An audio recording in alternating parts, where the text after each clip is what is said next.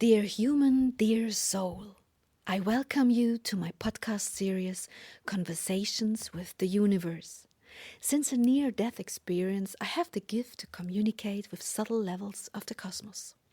The knowledge from these for us invisible forms of energy I capture in my books, and it is now a great pleasure for me to share this knowledge, these conversations, with you as a supplement to the books. Please excuse me if the terms and articulations are not perfect. Our mother tongue is German, but we try to translate it to the best of our abilities. Thank you. Dear Anubis, we have learned now that you are our companion during the transition into life. But we have also learned that you are the entity that protects transition from life back into the spiritual world. I therefore now ask you to start wherever and however you wish. I myself have no knowledge of this subject, and therefore I just ask you to tell me all that you wish to impart to the people. So please, just start. I will be happy to.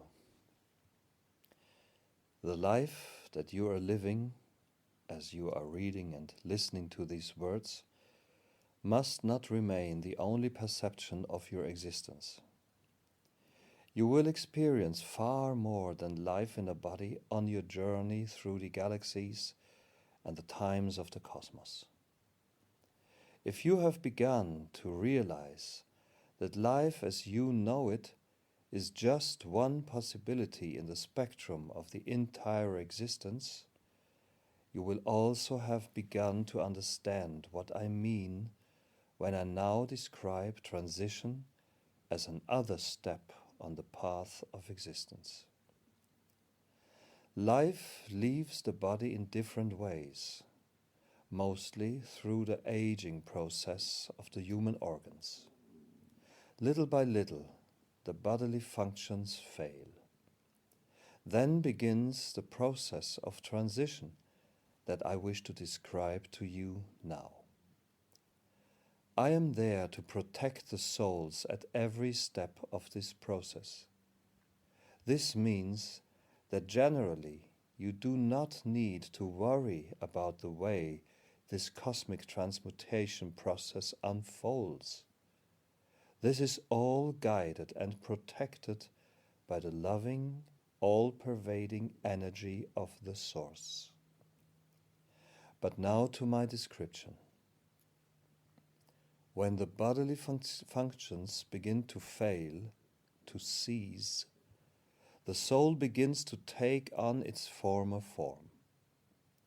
If you have read the book about Friend of the Indians, you will know what the birth process entails. There, the soul's energy moves into the body, a process which is reversed during transition.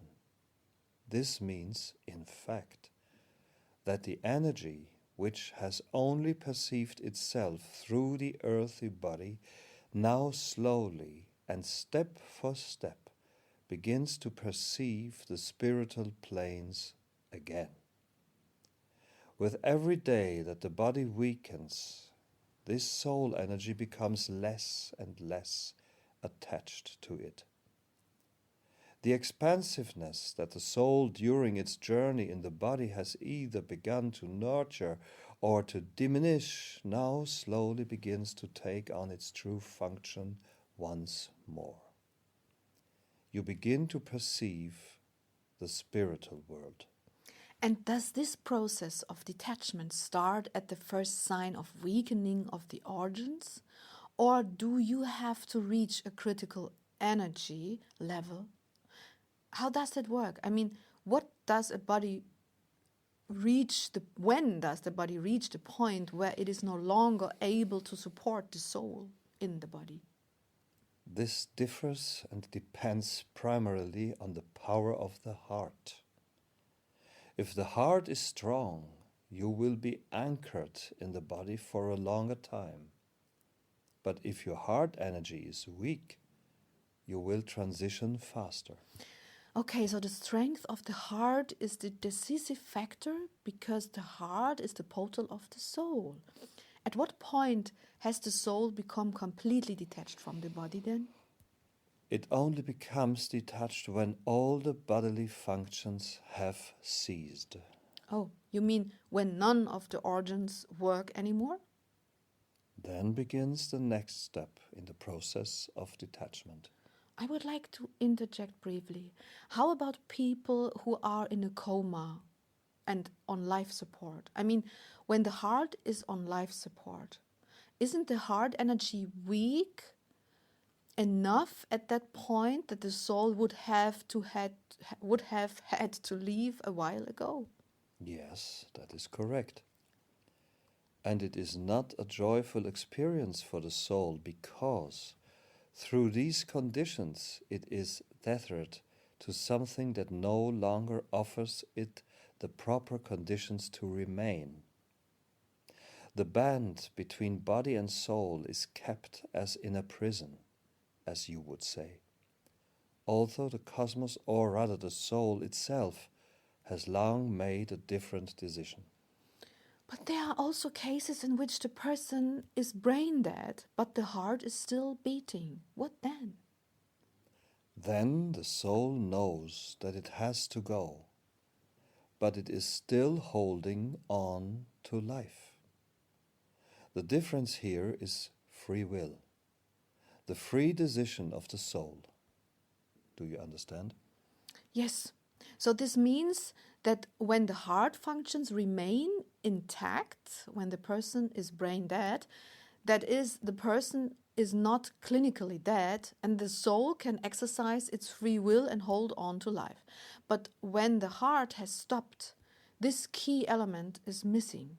And the soul that would have had to leave long ago is being tethered to the body through artificial respiration against its will and against cosmic laws, right? Right. Why the heart of all things? I mean, why is the heart always the key in everything to do with the soul energy? The heart, dear Sylvia, connects the soul energy with the physical energy. It is like a motor that transmutes the cosmic energy into life force. That's interesting. So you could say that the cosmic energy is the fuel and the body, or more specifically the heart, is the motor that drives the automobile. Yes. But that would mean that a body without a soul cannot live, and a body without a heart cannot live. For this is where the cosmic energy becomes physical energy, right? Right. Okay, this touches upon a few other subjects, of course. We have had some information on that from Friend of the Indians. He explained in detail that you need a certain physical mass in order to support a soul.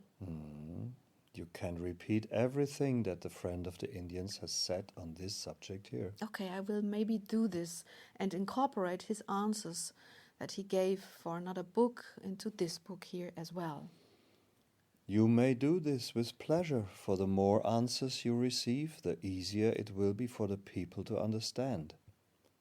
And the more they understand, the better they will grasp all the processes that happen around them every day. Okay, then let's get back to the subject of detachment. How exactly does this go on? So the organs of the body have all ceased to function, or at least most of them have. And the soul says, okay, I will now detach. Then it starts to expand, or rather to go back to its original states of expansion. What happens next? The next thing that happens is that this new perception, which in reality is an old perception, causes the physical sensation to gradually become fainter and fainter. You have to imagine this as your arms and legs going numb. That is what you call it, right? Yes. The physical sensation is leaving the body by increments. And then, when the proper death has come, the soul almost exclusively experiences the emotions it had in the very moment of death. Unfortunately, many people experience fear during this process. I would like to impart this to all people. Please. The process of physical death is a very natural process. It activates different cosmic processes that all together ensure that this soul that experiences transition does not have to wander the cosmos in solitude, but is instead met by and gathered into the energy of the cosmos. This also means that the fear that you will be thrown into a dark hell, or whatever other funny images you have gathered from your books, is unfounded. All these dark fantasies of the human world are false. It is exclusively the state of the soul in the very moment of transition that determines the soul's perception during this moment and beyond it. I would like to emphasize this small sentence many times over, because just like all the steps that you have taken during your life have created a story, they have also created a specific energy inside you. And this energy continues to exist in the soul that you are, and hence also in the moment of transition. Therefore, let me emphasize that fear is not a very helpful energy. And since we cosmic energies have to deal with this problem, with the soul's fear, on a daily basis, I would like to perpetuate and reinforce the fact that it is the sum of your actions that determines the way you experience this moment. If you have been a joyful being, you will transition joyfully. But if you have been sad, the transition will leach all sadness from you and revive the memory of happier things. If you have been a grief, this grief will determine your path, but the energy of the soul will be led and guided by joy. So when your life has been full of negativity, you will experience your transition in a fearful and fearsome fashion, because you cannot perceive the helpful, light, and joyful impulses of the cosmic energies, because your negative perception will effectively block them. So please, take this moment in your life in which you realize the importance of your action during this life as the moment in which you will begin to live consciously, lovingly, and full of the force of love. Because this way you will become wider, stronger, and more loving.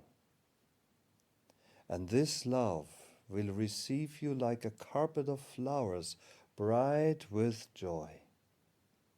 The decisive parameters will awaken in you and guide you onwards far beyond your physical life.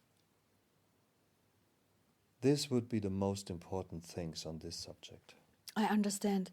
So it is very important in what state you experience transition. Some experience a lot of pain. So this pain will disappear during the process of detachment because the physical sensations disappear, and from them all that counts is the sum of your experiences, right? Right. Good. What happens then? Then the souls enter a kind of intermediary world. A world where the soul will be filled by the energy of cleansing and renewal. I permit this world.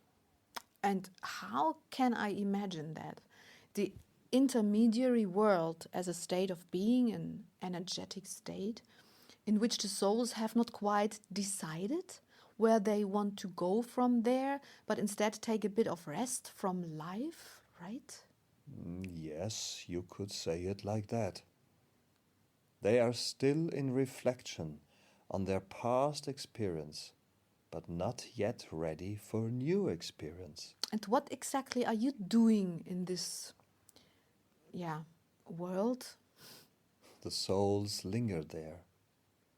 But this is not a place. I guess so. Please make sure to mention that again.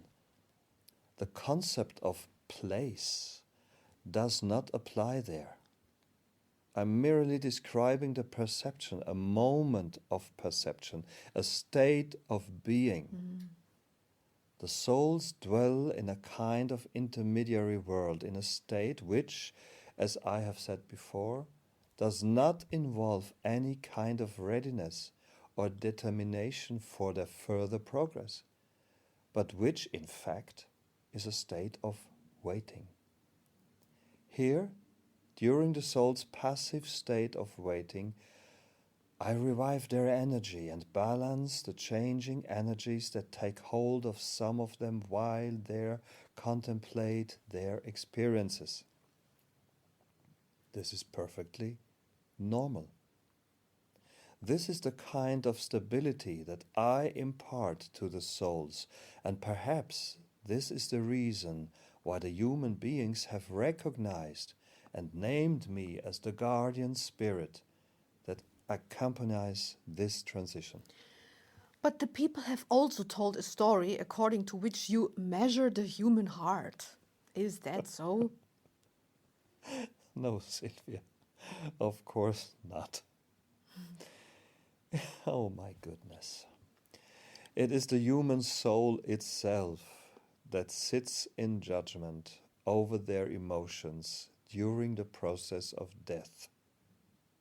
But I do not measure anything. For, first of all, I do not have the authority to judge others.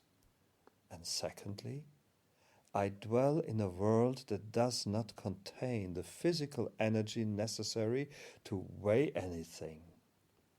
On the whole, I no longer deal in anything to do with physicality, but I balance the soul energy.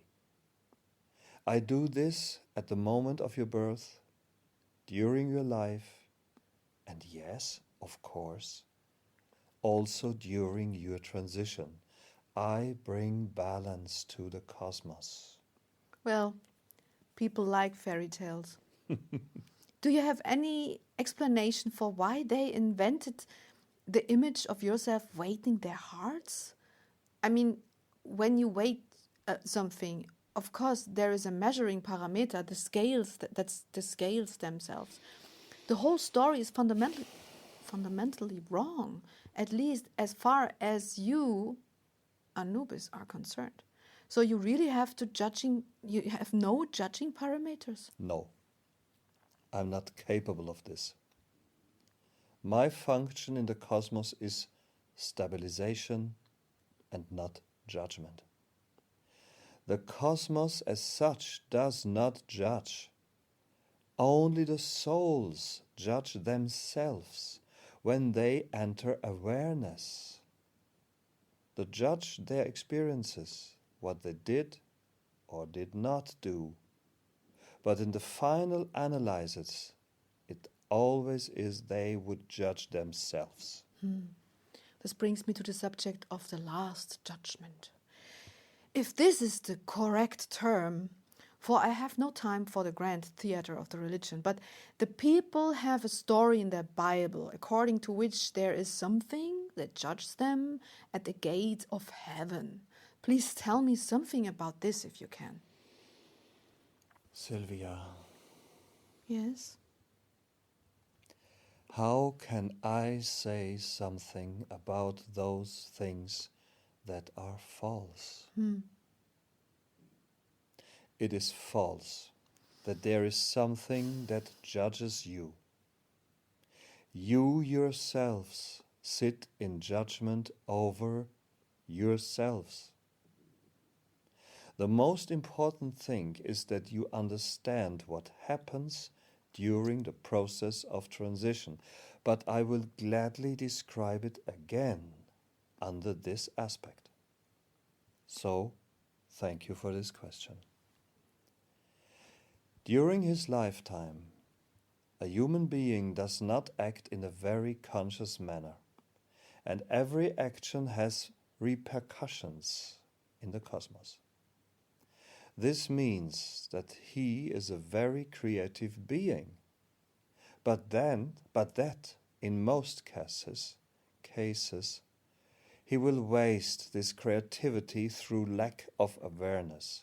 But even worse, even though he mostly throws away valuable potential, nevertheless he continually creates.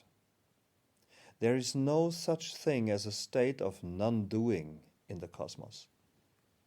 This means that each step, every impulse, every thought, every word, every deed creates new paths for yourselves. And it does not end with your death.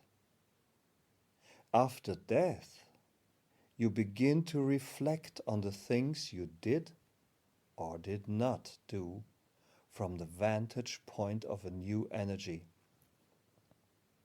This means that your perception when you were in a body is only half of the truth.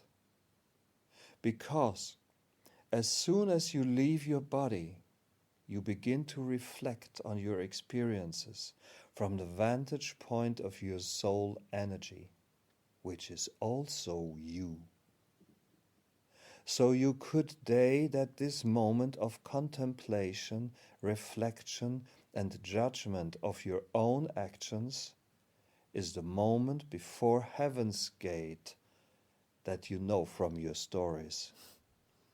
Because there, you finally look at your deeds from the vantage point of your entire being, a wholeness that has been open to you at all times, but that you have not, or to a very small degree, made use of during your life, but that now, after death, you perceive again, and that now evaluates your actions.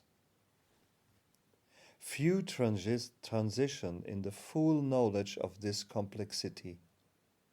Usually, souls disappear when they... Usually, souls despair when they perceive their actions or omissions in the full light of their changed perception. And it is my task to help those souls during those moments and give them stability. You understand? You explained this wonderfully. Really. I thank you very much. My next question would be, do the souls have to call upon you directly, or is this just a cosmic given for all who transition? Sylvia, I guess you can imagine the answer, can't you? Yes. I think that you are a cosmic energy that exists for this exact moment when one does not call upon it, that holds and stabilizes the soul as it enters into this state of reflection, just kind of automatically, right? Right. Okay, and when there are souls who are very aware and who do not have to enter such a state of reflection because they have spent their life reflecting, how do you experience those? Do they even enter such an intermediary state? I'm not really sure, because normally all souls need a certain time in order to realize the shift in perception, and there are many very conscious souls in this process.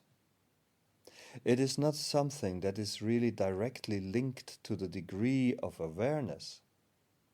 I would name a kind of love of life as a parameter, because if you have really loved your life, you will need to balance less energy than someone who did not. But it could be exactly the other way around, couldn't it? When someone loved their life very much and then suddenly isn't alive anymore, wouldn't that extremely destabilize them? I deeply understand your question, but I have to say no.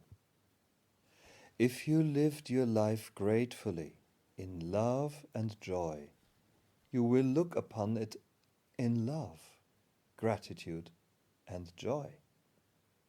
The sad person, however, could despair about the lost chances, lost moments, and wasted energy.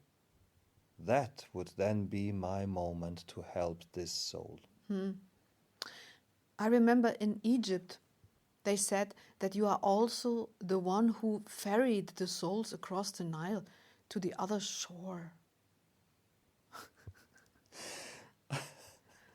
I have heard your story from many souls already. Sometimes I really have to laugh about human beings. Can you understand me? No. However, but as I said before, human beings have a tendency to tell fairy tales, and this story is not true as told. Well, but you could say that in the final analysis, your energy is similar to that of a ferryman who helps you to get to another shore, right? You may describe it like that, if you wish. Because, yes, the moment that a soul realizes that another phase of its existence has begun, it will develop a new readiness and energy to make new decisions of its own free will. And then it will no longer need me to stabilize them. Okay. What happens to the souls who die suddenly? Those who did not have time to go through this transition process but were yanked out of their bodies? In what way are you assisting them? Then I move effectively and forcefully to meet these souls who are usually in deep shock in order to balance out their deficit energetically. This will usually take a little longer at the beginning of the process, but later it will merge into the normal process of transition. Ah, I understand. I understand that you are a very balancing and supportive cosmic energy, which is always there when these kinds of energy deficits arise during transition. But I also heard from Friend of the Indians that there are souls who, because of their contaminated life, do not even get to such a wide and beautiful level, but are caught in a sort of intermediary world for a while. Where are you during this time? The friend of the Indians has told you this correctly, but my kind of service happens before this process. Friend of the Indians described the sojourn of the souls after they have entered the new perception in a calm and peaceful manner. And there I can no longer influence them. The soul potential that creates their further impulses is created during the soul's lifetime. I cannot change that, but I can stabilize and balance the soul potential, however weak it may be. That means that when a soul has enters a state where it says, "Oh, I'm no longer in my body now. I want to remain without a body for a while," then it can move in a sense, but only within the framework and into the states of being that are possible in this energetic state and based on its experiences, right? Right, that is correct. Because we cannot change these processes. This is something that only the soul itself can do, of its own volition. So when a soul realizes that at this moment that it wants to ascend into a higher, lighter, and more flexible, more joyful, more loving state of being, then it has to walk this path of its own free will. Okay, then we come back to the area that Friend of the Indians has talked about.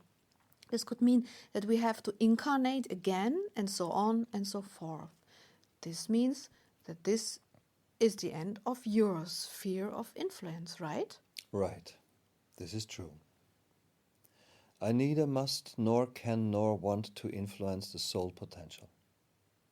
But I want and I can help them to preserve the potential that they have created for themselves in each moment of their lives, and also their existence without a body. I understand your loving energy of stability. So we can call upon you consciously in each moment of our lives, and you are with us during transition because we cannot consciously call upon you then. However you wish to put it. Yes. I think I have managed to explain the principle. Okay, yes, I understand. Is there anything you wish to add on this subject of transition? No. I'm just thinking about a question on the subject of cremation, but Friend of the Indian has answered that already, I guess. Yes, he did. Also, this would not be a subject that I would be happy to answer questions about, because here, Friend of the Indians was truly the right one to explain the physical processes involved. I am mostly and exclusively responsible for the spiritual impulses of your soul. Cremation or putrefaction of the body is a process that happens physically, but that has repercussions on the soul level that I cannot balance. We have learned that Friend of the Indians is trying to bring awareness to the importance of the process of detachment during the 7 days following physical death. But my field of influence does not encompass the free will of the souls with regard to what they want to do when, where, and how during this process. I just balance it wherever I can. Okay, I understand this. What is the next subject that you want to talk about? Those were the most important points. I maybe have one more question. I think it would make sense if we gave the people a few bits of advice on the subject of transition, on how you could help the soul to stabilize itself. Are you the right one to answer that? No. Should I maybe ask Friend of the Indians? Yes, that would be good. For this would accelerate consciousness to the point that you do not need to have fear or hesitation during this process. If people who assisted during this process could help to raise the energy, would make a lot of sense, because that would contribute to my work. Well, look at that. Isn't that super? Then we will do that. One other question. Do you have a comment on these books of death? Of the dead? No, Well, nothing at all? nothing at all. Please say something, just something. No answers, because no comment is needed. If you believe in these fairy tales, you may live them. I have nothing to do with them, and it has no impact on my field of service. Please to ask Friend of the Indians about this, if you wish. Okay. Well, then I will do that. Do you really not wish to say anything more? No. Then please, can you give me a few final remarks for the people, something that we can tell them about your field of service as a last impulse? Gladly. Life will fill the time that you have chosen. You will have many experiences during that time, but also get many chances. Life, dear people, will through your consciousness become the key to the true being of all that is. Then, life will become a gift of the cosmos to celebrate the ever-present possibilities of being like a feast, and to live a life of love on earth. Please understand, all of you, the preciousness of every moment, every thought, every impulse, every moment of your life, and all the actions resulting from this moment. Then, life will be a master class of being, not the sensation of eternity. Begin to be wise in all of your spheres of action, and you will not only render your own life worth living, but also that of the others, the great community of man. All this has greater repercussions than you think. Therefore, make my words your own. You are far more than what you believe you know. Your actions reverberate far into the cosmos and into eternity. Everything leaves a track. Therefore, strive to only leave tracks of light and love, and few tracks of fear and sadness. That's what I wanted to say in all my love. Thank you. Love. Thank you very much. I'm very much looking forward for the next.